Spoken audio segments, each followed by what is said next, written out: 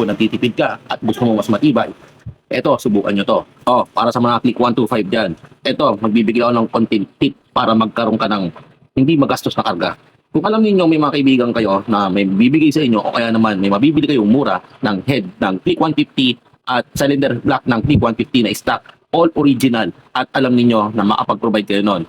At namumblema kayo dahil sa piston. Kasi ang piston ng click 125 ay pin 13. Ang piston ng click 150 ay pin 14. Problemado kayo, pero match sa lahat.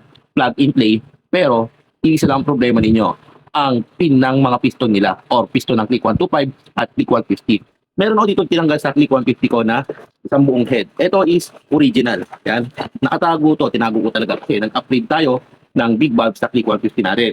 Ito yung stock na cylinder head niya ng click 150. Ilalagay natin sa click 125. Plug and play lang ito. At saktong-sakto, nung stock pa ang click 150 ko, naka-bolt on lang yan. Kang bolt on, saktong-sakto, ilalagay ko siya dito. At ito naman yung block or cylinder block ng click 150 na original. Ito siya, pang click 150 to. Pero ang problema niya ay yung piston pin.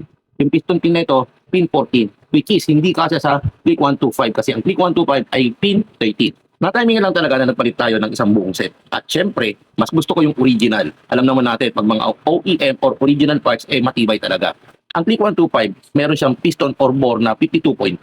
Pero ang click 150 ay meron siyang bore na 57.3. Siyempre, bore up yon kung i-upgrade niyo or i-convert niyo sa mga click 125. Ulitin ko, ang problema niya ay piston na pin 13. Which is, bumili tayo ng pin 13 na 57.3 para ilagay natin dito sa stock block niya. 57.3 kasya sa mga stock ng mga block ng mga click 150. At ito naman yung piston pin niya, pin 13 na kasya naman sa click 125. Ito ay kunting tip lang naman para sa mga nagtitipid at may mga ekstrang mga gamit ng mga click 150 at ilalagay nyo sa mga click 125 ninyo. Yung mga naka-click 125 at may mga kaibigan kayo o kaya naman makabili kayo ng mga second hand na mga block at sa mga head ng click 150, naka-big bulb na kayo, nakabora pa kayo, makamura pa kayo. At tatandaan ninyo, ulit-ulitin ko, mas gugustuhin ko pa yung original na pyesa kaysa dun sa mga aftermarket. Aftermarket is maganda, goods.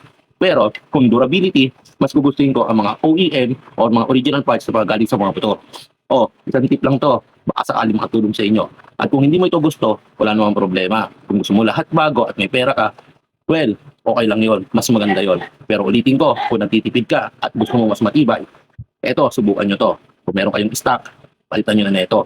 Kung gusto nyo mag-convert, ito lang bibilihin ninyo, piston lang na may piston pin 13, okay na okay na. This is Kamuts again. Sana makatulong sa inyo to. Alright?